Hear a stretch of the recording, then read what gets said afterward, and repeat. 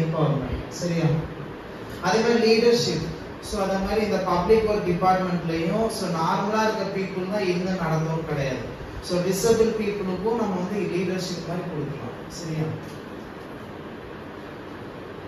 அடுத்த advocacy. So அட்வொகசினா மெயினாக வந்து அவங்களுக்காக பேசுறது. ஸோ மெயினாக என்ன சொல்றாங்க, வக்கீல் வேலை பார்க்குறாங்க அந்த மாதிரி தான்.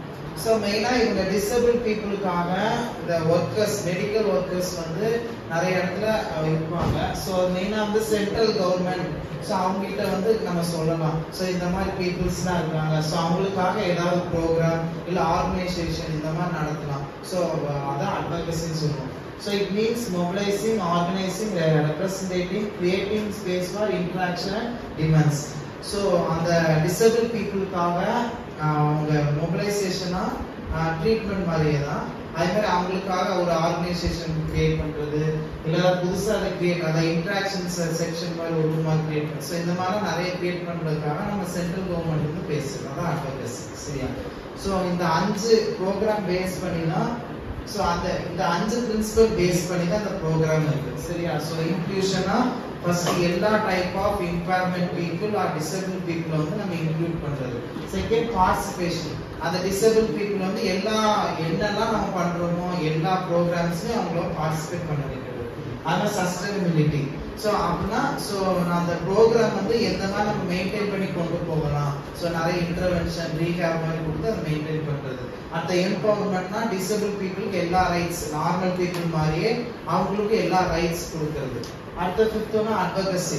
ஸோ அந்த டிசபிள் பீப்புளுக்காக அவங்களுக்கு ஏதாவது ஆர்கனைசேஷன் நடத்துறது, இல்லை ஏதாவது அவங்களுக்கு தனியாக ஏதாவது ஜாப் மாதிரி பண்றது, ஒர்க் பிளேஸ் இந்த மாதிரி இருக்கா நம்ம வந்து சென்ட்ரல் கவர்மெண்ட்டை போய் நம்ம பேசுறது. அதுதான். சரியா? ஸோ இது 5 பிரின்சிபல் தான் பேஸ் பண்ணி தான் இந்த கம்யூனிட்டி பேஸ்ட் ரீஹாபிலிட்டேஷன் இருக்கு. சரியா? ஸோ அடுத்த essential aims. So community based ரீஹாபிலிட்டேஷனோட எய்ம்ஸ் என்னென்னு பார்த்தோம்னா, ஃபர்ஸ்ட் வந்து கண்டிப்பா அவங்களோட ரோல் பார்த்தோம்னா டிசபிலிட்டி ப்ரிவென்ட் பண்றது. சரியா? அடுத்தது early detection of, so disability வந்துருச்சு, ஸோ அது முன்னாடியே அவங்க இயர்லியா டயக்னோஸ் பண்ணி ஸோ அதுக்குள்ளே ட்ரீட்மெண்ட் பண்ணோம்னா ரொம்ப சிவியரா போக மாட்டாங்க. ஸோ டிசபிளா இருப்பாங்க, ரொம்ப சிவியர் ஸ்டேஜ்க்கு அட்வான்ஸா போகாம ஸோ ஒரு பர்டிகுலர் ஃபர்ஸ்ட் ஸ்டேஜ்ல இருப்பாங்க. ஸோ அதை வந்து இது பண்ணலாம். அந்த assessment of need of patient, so patient நம்ம அசஸ் பண்றது. இந்த பேரண்டல் இன்வால்வ்மெண்ட், ஸோ இது சின்ன குழந்தை டிசபிள் பீப்புளா இருக்காங்கன்னா ஸோ அவங்களே பேரண்ட்ஸே நம்ம இந்த ப்ரோக்ராம்குள்ள இன்வால்வ் பண்ணி அவங்களுக்கு, ஏன்னா சைக்காலஜிக்கலா நிறைய பேர் ஏன்பா இந்த குழந்தை நமக்கு இருக்குன்னு சொல்லி சைக்காலஜிக்கலா ரொம்ப, ஸோ அவங்களே நம்ம இன்வால்வ் பண்ணி அவங்களுக்கு நம்ம கவுன்சிலிங் இந்த மாதிரி ஏதாவது கொடுக்கலாம். அடுத்த play group and integrating schooling. So கம்பைனா அவங்க டிசேபிளா இருக்கவங்க நார்மலா அவங்க சின்ன குழந்தைனா பிளே குரூப்ஸ் மாதிரி கிரியேட் பண்ணலாம். அந்த ஸ்கூலிங்ல வந்து ஜாயின் பண்ணி ஸோ எல்லாத்தையும் ஃப்ரெண்ட்ஸ் மாதிரி எல்லாத்தையும் பழக வைக்கிறோம். அந்த அது மெயின் எய்மா இருக்கும். அடுத்தது change community attitude behaviour towards disability.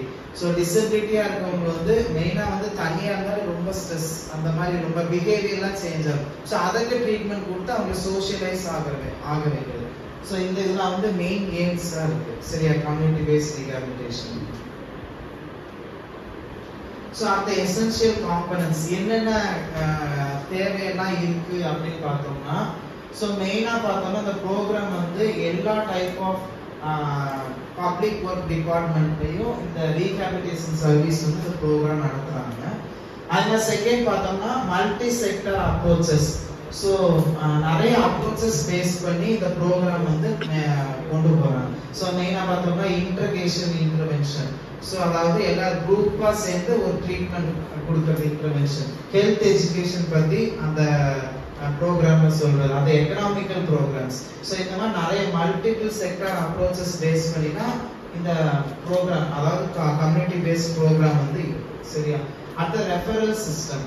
So referral system பார்த்தோம்னா மெயினா வந்து ஒரு நல்ல விஷயத்துக்கு அவங்க அந்த பேஷண்ட்டை கொண்டு போகணும்னு சொல்லி ரெஃபரல். ஸோ மற்றவங்கள்ட்ட நம்ம ரெஃபர் பண்ணி விடுறது. அடுத்து பார்த்தோம்னா program should aim at all full integration of public work department. So public ஒரு டிபார்ட்மெண்ட் வந்து ஸோ எல்லாருமே சேர்ந்து இன்டகிரேஷன் அந்த சேர்ந்து ஸோ கம்பைன் பண்ணி அந்த ப்ரோக்ராமை கொண்டு போகிற மாதிரி பார்க்கணும். ஸோ கம்யூனிட்டியாக வந்து யாருனாலும் யார் ஒர்க்கர்ஸ் எல்லாருமே இன்டகிரேஷன் ஸோ எல்லாருமே சேர்ந்து தான் அந்த ப்ரோக்ராமை வந்து